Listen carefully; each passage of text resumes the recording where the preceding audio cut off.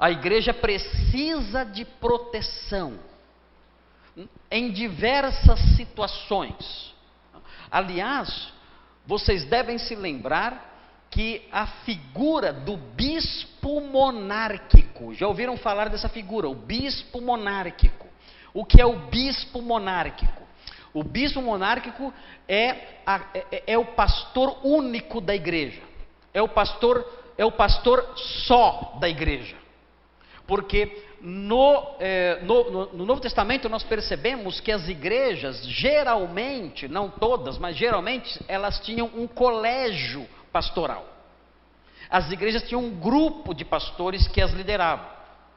Isso é muito comum perceber. O presbitério, os diversos pastores, em Éfeso, por exemplo, vários pastores, quando Paulo chama os presbíteros de Éfeso, nós percebemos isso. Percebemos também em Apocalipse que há ali indícios da liderança de um só. Ao anjo da igreja que está em Esmirna escreve. Percebemos aí algo mais focalizado numa pessoa só.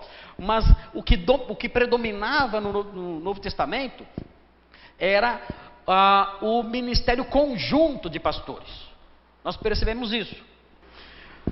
E era assim, isso não era uma norma, mas isso era dominante na igreja do Novo Testamento. O que aconteceu?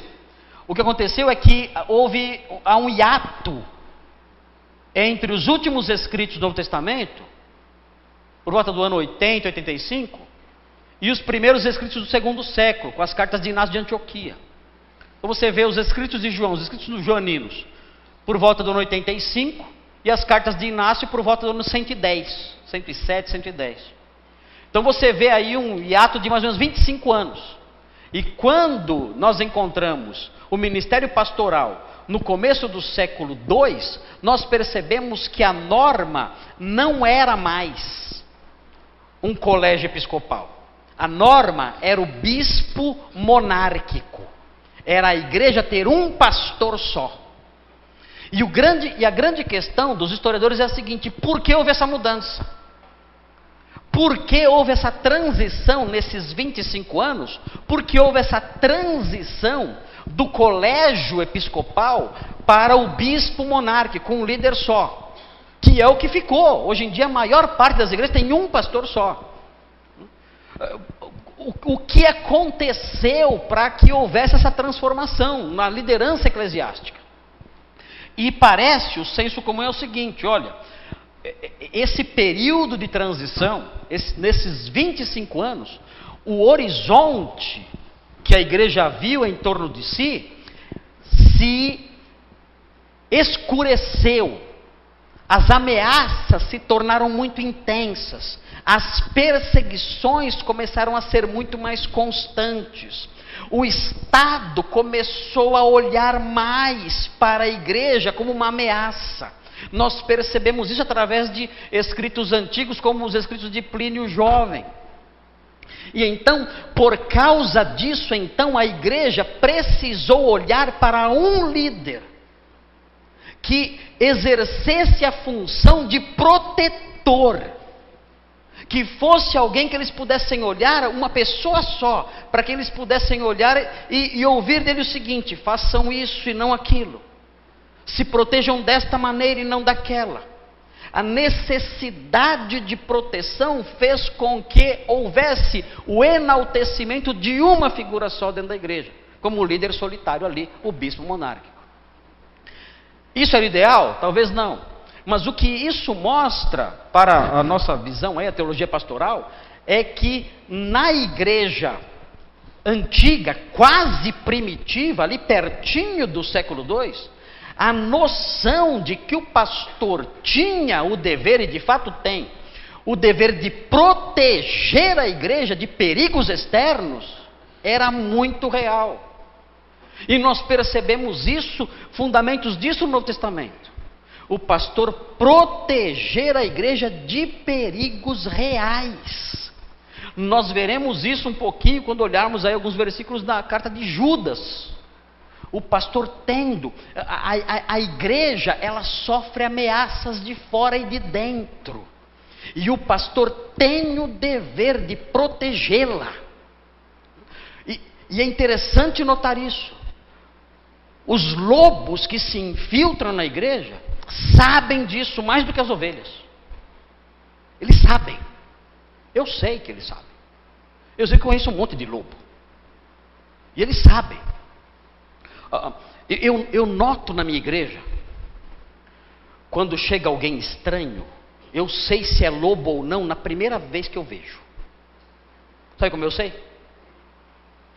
O lobo se esconde de mim. Ele se esconde de mim. Ele sabe que eu sou o pastor, ele se esconde. A ovelha visitante, ela me procura. Ela chega para mim: o senhor é que é o pastor? Eu sou pastor, olha, eu sou fulano, eu vim de tal igreja, tal. E, enfim, eu vim aqui visitar, assim e tal. Ok, bem-vindo, venha sempre que quiser. O lobo não. O lobo, ele me vê, ele vai para um canto, me olha de longe. Aí eu já percebo que está se escondendo. No nosso salão social, todos tomando café, eu começo a fazer a minha ronda. Eu sou o episcopos, eu sou o supervisor. A palavra episcopos significa supervisor. Eu não tenho vergonha nenhuma de fazer isso, eu faço, eu tenho que fazer, é meu papel. Então eu saio fazendo a minha ronda, a minha supervisão. Aí eu olho o lobo se esconde e vira o rosto. O lobo se esconde atrás de uma roda. O lobo se esconde atrás de um pilar. Aí eu vou lá. E eu chego lá. Oi?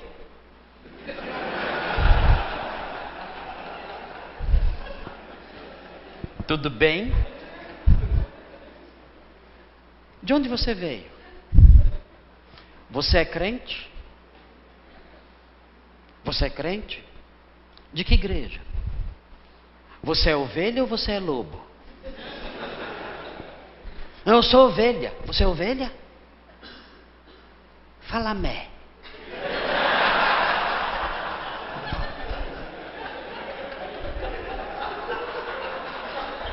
Fala mé.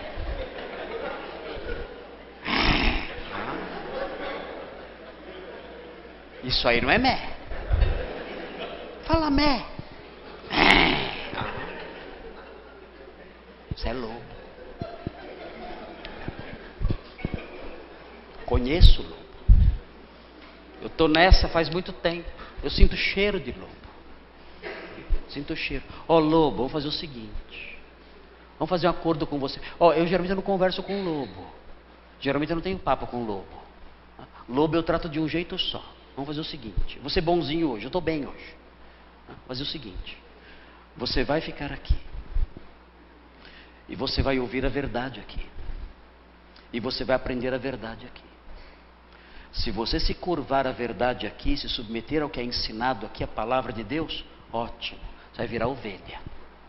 Mas se você começar a mostrar os seus dentes e as suas garras aqui, então eu pessoalmente pegarei você e colocarei você do portão para fora. Eu farei isso. Eu pessoalmente farei isso. E já fiz várias vezes. Tem que proteger o rebanho. Essa é uma função. Vamos ver isso, é importante isso. O pastor tem que ser dócil, tem que ser amável, tem que ser amigo, sorridente, brincar, abraçar. Ele é o paizão. Ele é o pai, amigo de todos, receber as pessoas com alegria, mas ele tem que se lembrar. Ele é um pastor, ele tem um cajado. Ele tem que proteger aquele rebanho. E se há pessoas mal intencionadas, querendo disseminar a mentira, a imoralidade, tudo que não presta no seu rebanho, ele tem que ser firme e mostrar que não haverá espaço ali para pessoas desse tipo. É difícil isso? É difícil. É desgastante? É desgastante. Nós sofremos quando fazemos isso? Sofremos. Mas não se constrói um império com donzelas. Você quer um ministério fácil? Quer vida fácil? Quer vida fácil? Não seja pastor. Você não quer problemas? Não seja pastor. O que você pode fazer? Faça uma horta atrás de casa, de chuchu. Vai cuidar de chuchu. Não existe a revolta dos chuchus do diabo. Isso não existe. a revolta das beterrabas assassinas. Isso não existe isso. Vai cuidar de beterraba, de alface, vai fazer isso aí. O trabalho pastoral tem momentos amargos. É claro, nem todo domingo vai lobo na igreja, mas vai de vez em quando. E nessas horas temos que ter firmeza, temos que ter tato e, se necessário, claro, se necessário, se percebermos que é necessário, temos que agir com firmeza e mostrar que ali não haverá espaço para pessoas mal intencionadas.